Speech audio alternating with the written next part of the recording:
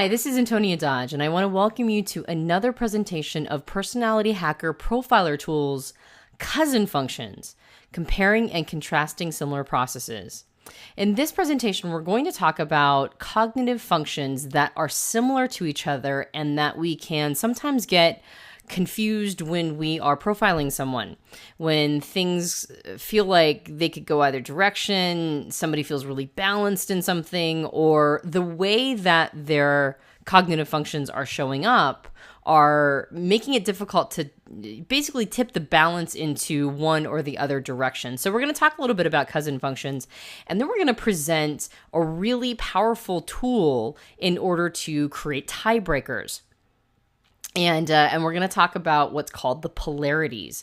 Now, the polarities are a really nice way of looking at cognitive functions in terms of, basically how they really work together. The polarities work together as opposed to just seeing these cognitive functions in a vacuum all by themselves. And you'll see what I mean in just a moment. But first, let's talk about what we're referring to when we mean, or what we mean when we refer to cousin functions. So let's start with the judging functions. So if you can see this little model here, you can see how authenticity is a cousin to accuracy and to harmony, but it's not a cousin to effectiveness. And the same goes around the entire model. Harmony is a cousin to authenticity and effectiveness. Effectiveness is a cousin to harmony and accuracy is a cousin to authenticity and effectiveness. Now, the opposites, like accuracy and harmony, which are polarities, they're not cousins to each other because they don't really show up as being particularly similar. In fact, they're the mere opposite of each other. However, when we're dealing with cousins, sometimes they can kind of trip us up, and we're going to talk about why they look similar and how to create a tiebreaker between them. So accuracy and effectiveness. So accuracy, which is introverted thinking, and effectiveness, which is extroverted thinking. The reason why they can appear the same or be cousins is that both are impersonal judging processes, making them removed and distant, calculated, analytical, flat in tonality. If you're using tonality as one of the things that's helping you determine somebody's type, you're using their gestures, their tonality. Both of them are flat in tonality, and both have a tendency to be dismissive of emotions. So they look similar to each other. They're both thinking processes, right? And so this is basically all of the things that are tied into thinking processes. And in particular, the most common mistypes are INTJs and INTPs, and ISTJs and ISTPs. The reason for this is that the introverted nature for all of these types can sometimes mask the style of the thinking process. Since ITJs can be more planners than doers, they appear like their ITP counterparts. So an ITJ who's using effectiveness as their co-pilot process can sometimes appear like a thinking primary, like an accuracy primary, like an ITP, because for an ITP, their thinking process doesn't show up in action. It shows up more in the analytical side, and that can kind of appear to be coming out in an ITJ if they're not really using that effectiveness co-pilot as strongly as they could be. So that's one of the reasons why there's some confusion around there and why these cousin processes can look the same, particularly in introverts. So let's talk about the feeling side of this. So authenticity and harmony, introverted feeling and extroverted feeling, are also cousins, right? Well, because they're both feeling processes. They're both personal judging processes, making them warmer, people-focused, emotive, softer in expression, and dismissive of intellectualizing. So as with the thinkers, the common mistypes are the introverts, INFJs and INFPs, and ISFJs and ISFPs. An introverted nature, again, can sometimes mask the style of the feeling process, since IFJs can be less emotive and cautious with their feelings, appearing more like an IFP counterpart. So if harmony is the co-pilot process, it may not be as effusive, and it might appear more like introverted feeling, or something that's a little less demonstrative in its feeling nature. So that makes sense, right? Authenticity and harmony are cousins, just like accuracy and effectiveness are cousins. But let's look at them when they're not both thinking or feeling processes. Let's look at the cousin processes when they are thinking and feeling. So accuracy and authenticity are also cousin processes. And the reason why is they're both introverted judging processes. So unlike the other ones, which are either subjective or impersonal, or impersonal or personal, these are both introverted judging. And so that makes them subjective, personal, conclusive, convicted, and attached. So even though one's a thinking process and the other is a feeling process, they still have these similarities, and they're still very closely they're not very closely, but they have a tendency to resemble each other because of these components to the introverted judging nature. So as a secondary process, it can become especially difficult to determine. And so EPs are the most challenging. That would be ENPs and ESPs. If accuracy or authenticity is their co-pilot, sometimes it can make that really difficult to figure out if they're using accuracy or authenticity, because of course they're going to be more balanced with that 10-year-old process, which will be the opposite, right? If their co-pilot is authenticity, their 10-year-old is going to be effectiveness, and that's going to be a thinking process. So is this person using a thinking process, and could they be accuracy?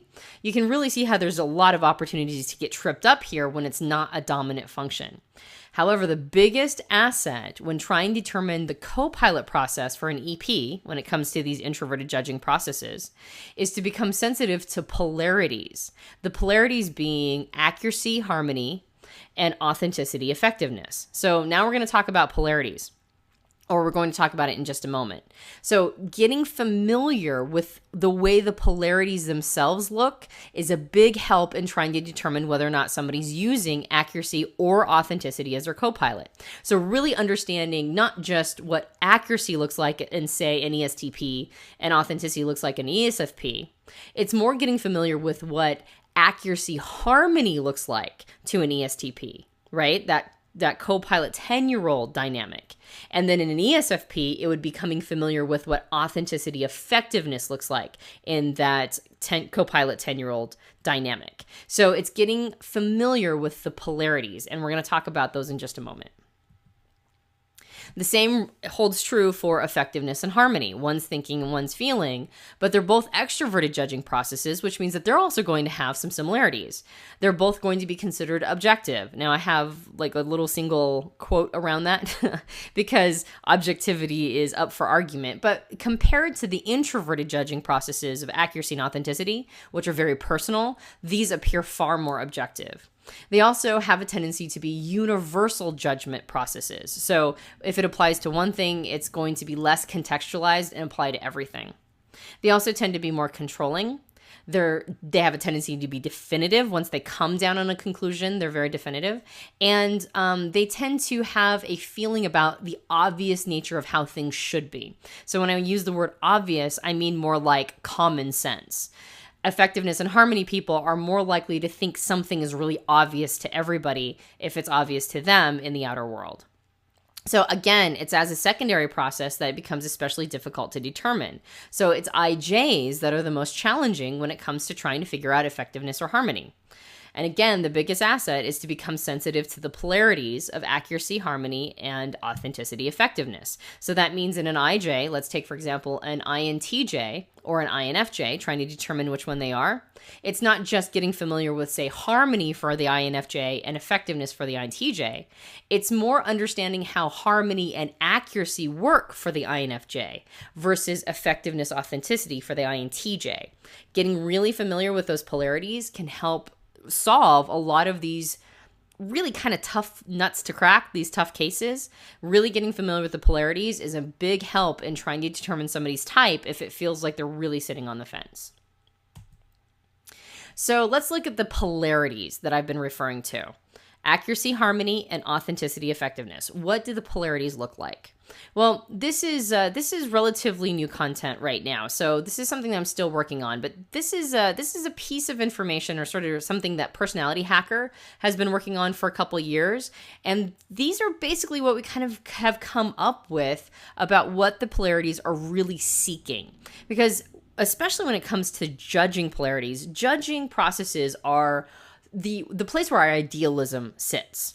When we're talking about judging, we're talking about how things should be, right? Because we have to make a decision based on how we believe things should pan out, what we want our conclusions to be, or what we want our impact to be, or what we want the result to be. So since we make decisions based on something that we hope will happen next, this is where our idealism shows up, since this is where we start to create these should models in our head. If I do this, then this should happen, and that's my desired result. So since the world of shoulds live in the judging processes, the polarities each have a different concept of should, right? They have a different concept of idealism. And so let's take accuracy harmony first. The big idealistic piece of accuracy harmony is around belief. What should we be thinking, right? What should we think? That's primarily what accuracy and harmony wants to talk about. You can see this in a couple different ways. Harmony loves connecting.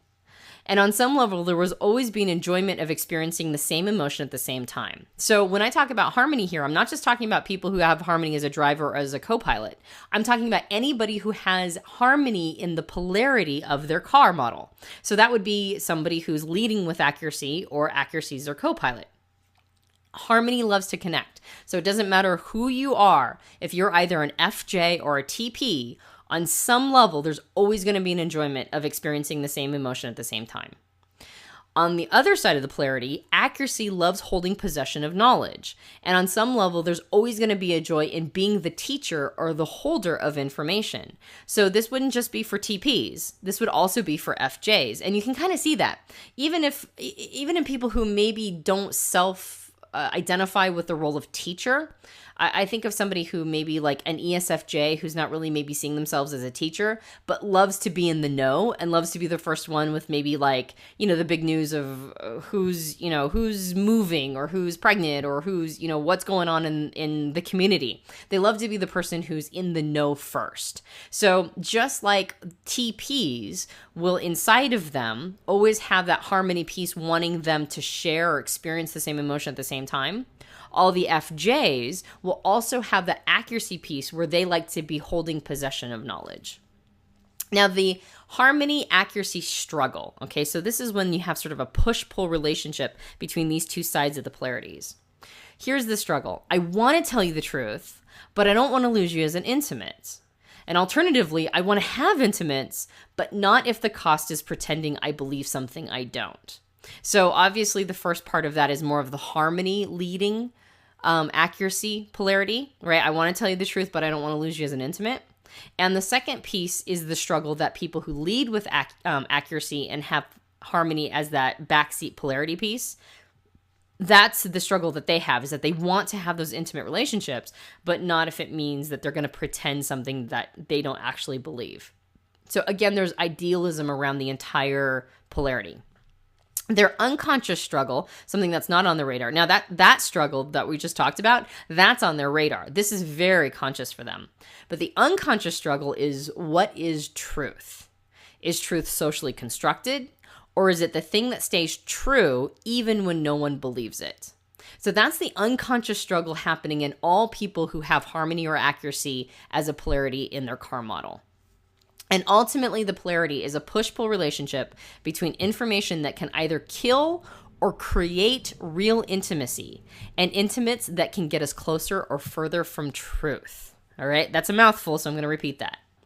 The actual polarity is this. It's a push-pull relationship between information that can either kill or create real intimacy, and intimates that can get us closer or further from the truth. So that's the real polarity right there. It's relationships versus information. It's our relationships to relationships and our relationship to information, right? Does that make sense? Right? That's the polarity. It's a push-pull relationship between our intimates and what we think is true.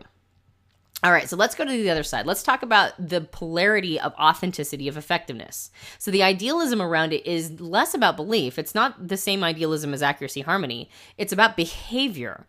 What should we be doing? What should we do? So accuracy harmony is what should we think? Authenticity effectiveness is what should we do? So authenticity loves to feel convicted, and on some level, there will be an attachment to how something makes one feel and simulation to understand it. So it doesn't matter if you're an effectiveness driver or co-pilot, there's a part of you that enjoys or loves to feel conviction and also loves to simulate a concept or an idea through an emotion to understand it. On the other side, effectiveness loves being in control of a situation. So on some level, there will always be a tendency to want to control either the situation or the end result. So even if the person's authenticity driver or co-pilot, there's still going to be that piece of them that wants to control the situation. So here's the struggle, the effectiveness authenticity struggle. I want to do the honorable thing, but not if it means I can't move forward and get it done, right? I want to get things done. I want to be honorable, right? I want to have conviction. I want to be have integrity with my convictions, but not if it's going to get in the way of me getting my goals accomplished. And alternatively, I want to have an impact, but not if it means I have to go against any of my convictions. All right. So again, it's what should we be doing, not just what should we be thinking. Now, that's the conscious struggle for this polarity. The unconscious struggle, deep down inside, that they're not really aware of, but is very influential, is what is goodness? Is it sacrificing the few for the greater good, or is it honoring each individual experience? That's ultimately the unconscious struggle that's sort of seeding all of this. And the polarity itself is a push-pull relationship between making things happen and ensuring they're done with a personal expression of integrity. All right, so just kind of familiarize yourself with these polarities. If you really understand how the polarity works, it will be a lot more obvious when you see somebody who, say, is authenticity, and you think authenticity people don't want to be in control, but this person feels authenticity, but it feels like they're also kind of controlling, right? Well, where does that come from if effectiveness is their inferior process, or maybe their tertiary, their 10-year-old process? Where is that controlling nature coming from? Or where is that, like, I just got to do it no matter what, right? Like, it doesn't matter how I feel. Where's that coming from? Their authenticity. Well, authenticity people will always have that vapor trail of effectiveness behind them. And the opposite is true. Effectiveness will always have the vapor trail of authenticity behind them. And the same applies for accuracy, harmony. So just kind of familiarize yourself with that polarity, or those two polarities, and see if you can see them in your own type, and if you can observe the opposite polarity in people around you and their types. Okay, so let's move on to the perceiving function. So what are the cousin functions and the perceiving functions? Well, it's the same thing. If perspectives has a cousin to, or is a cousin to memory and to exploration, but it can't be to sensation, because sensation is its mirror opposite. And that applies around the chart, right? Memory is a cousin to perspectives and sensation. Sensation is a cousin to memory and exploration is a cousin to sensation and perspectives. So why do they appear the same? Sensation and memory are both sensory perceiving processes. So that makes them grounded, needing evidence, past, present oriented in their timelines, reliant on experts, and believers in common sense. So sensation and memory, they're both sensing processes, and that makes sense, right? Like, they're going to be cousins of each other. It's going to be sometimes difficult to suss out, is this person an SP, an SJ? What are they using here? And again, the common mistypes are the introverts, ISTPs and ISTJs, and ISFPs and ISFJs. When sensation or SE is the secondary process in ISPs, it can be more difficult to identify. And since memory is introverted, it can also be tricky. So for the introverts, this is tough because sometimes if sensation is that secondary process, it's more difficult to figure out because they don't feel as maybe effusive as an ESP does. They don't feel as active. They might be a little more calm, a little more subdued. And for the introverts that are ISJs, memory is an introverted process. So sometimes that's just difficult to spot just because it's introverted. So it's generally the introverts that this is the trickiest. And the same applies for the intuitive processes. Exploration and perspectives are cousins of each other. Both are intuitive perceiving processes, making them speculative, pattern recognizing, abstract, behind the curtain seeking, and high-minded. And again, the common mistypes are the introverts, right? When exploration is the secondary process, like in INPs, it can be more difficult to identify, just like with ISPs, right? When sensation is the secondary process. And since NI is introverted, since perspectives is introverted, it can also be tricky, just like with memory. So generally, it's the introverts that are sometimes the toughest to figure out when it comes to these cousins of the shared intuitive or the shared sensory processes. Now, what about if one is a sensing and one is an intuitive process? What does that look like? So sensation and exploration are both cousin processes because they're extroverted perceiving processes. So even though one's sensing and one's intuitive, they both share curiosity. They both share this desire of everything being what I call, or what is called, real-time kinetic, which means that they want a response from the outer world as soon as they engage with it, right? They want an instant response from the world so they can understand it immediately. They don't want to do any post-processing. They don't want to go and think about it. They want the understanding and the information to be immediately accessible, which is real-time kinetic. They're both engaged. They're both immediate. Again, just very similar with the real-time kinetic, but in their actions and behaviors, they tend to be very immediate, and they're both energetic. So as a secondary process, it can be especially difficult to determine, and IPs are the most challenging. So just like we talked about before with the judging processes, when one's thinking, one's feeling, it's generally when it's the secondary process that this becomes the most challenging. And the biggest asset, just like when we talked about the judging processes, the biggest asset is to become sensitive to the polarities of sensation, perspectives, and exploration memory. And again, the same applies with memory and perspectives. They're both introverted perceiving processes, even though one's sensing and one's intuitive.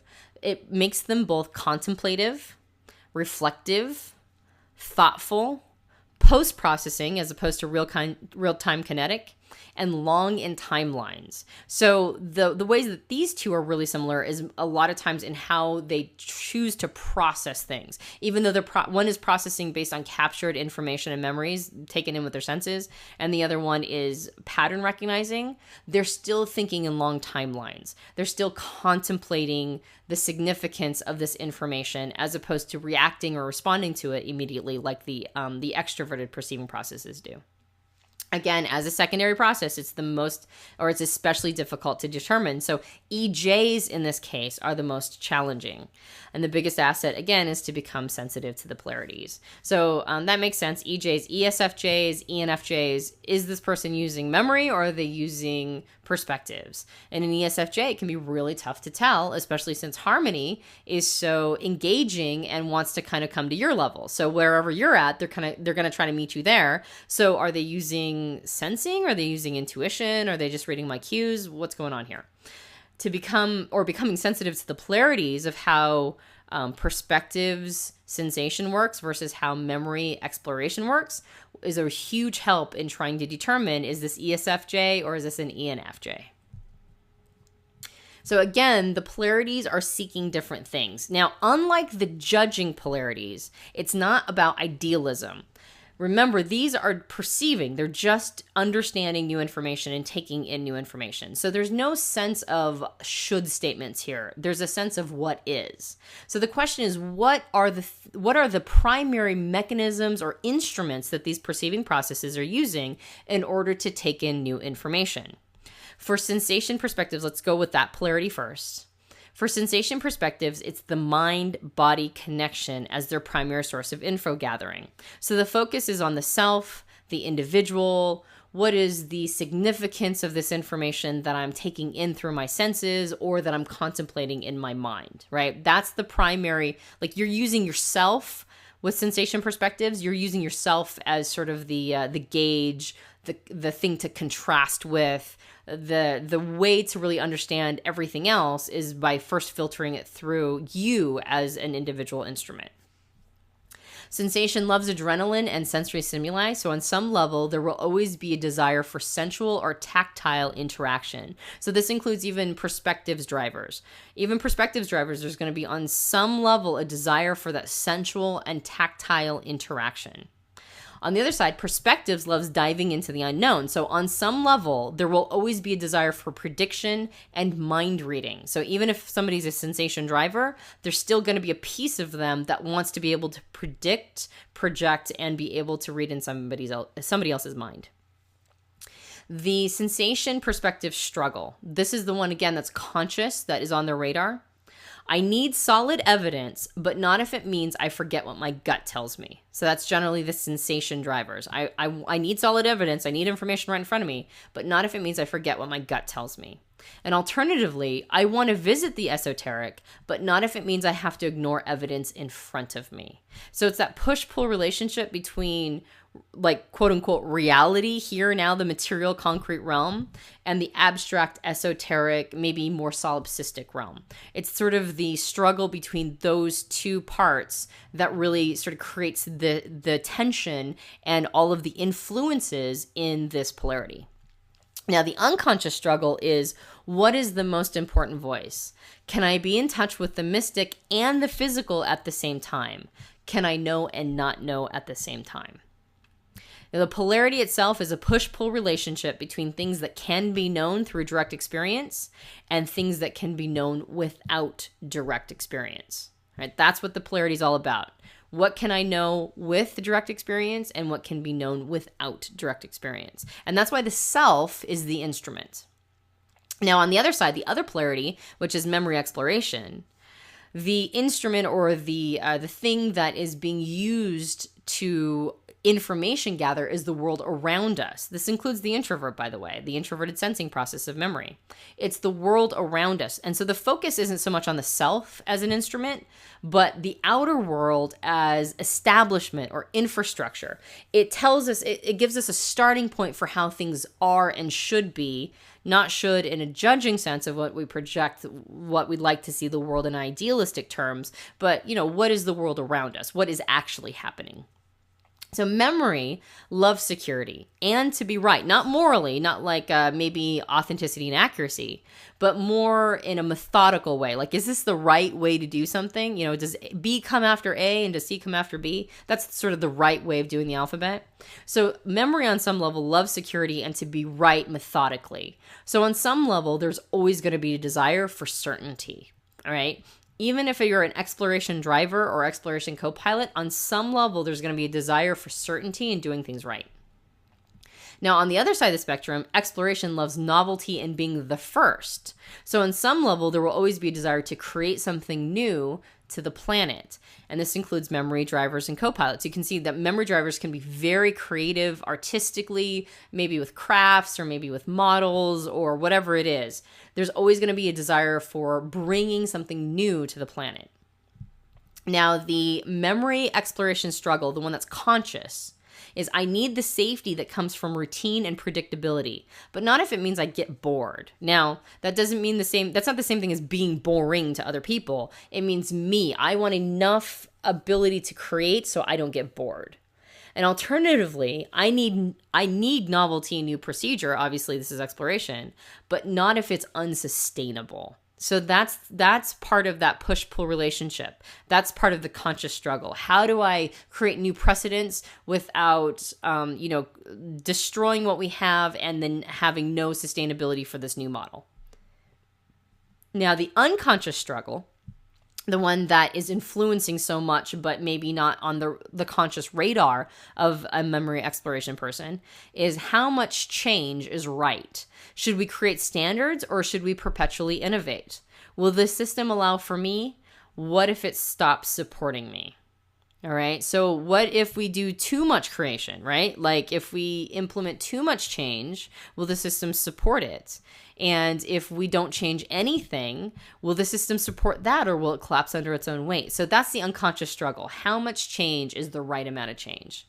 And the polarity itself is a push-pull relationship between keeping the system sustainable and preventing it from becoming truly sick. And I had to throw in this quote from Krishnamurti, who said, "It's no sign of health to be well adjusted to a profoundly sick society." That is very much a memory exploration struggle right there, right? Like, do we acclimate to the society we're familiar with, or do we not acclimate because there's something wrong with that society and we need to make a change? So that's ultimately what that polarity is. So is this helping? Does it help kind of with these sort of the ultimate not deal breakers, but the things that kind of, I'm losing the word, but basically the tiebreaker, that's the word I'm looking for. Is this helping with tiebreakers? When you really understand the polarities of both the perceiving polarities and the judging polarities, it will help you when you're dealing with that pesky co-pilot problem. I know what the person's driver process is, but I'm struggling with the co-pilot. Well, maybe don't look at the co-pilot all by itself. Maybe look at the polarity of the co-pilot and the 10-year-old and say, what's that relationship going on in the person? What are their should statements? Are there should statements around belief and what we should be thinking? Or is it more about what we should be doing and implementing? Or alternatively, if they're leading with a judging process, if they're an EJ or an IP, the big question is, how are they learning? Do they tend to learn through a mind-body connection? Or are they learning more by asking themselves what's going on around them and what is the world around them telling them? So if you can really master these polarities and get a truly strong concept of how the polarities work, it's going to help a lot in the tiebreakers of people who have tricky co-pilots and 10-year-olds. So thank you for joining me with this Personality Hacker Profiler tool, Cousin Functions, comparing and contrasting similar processes. And I'll see you with the next Profiler tool.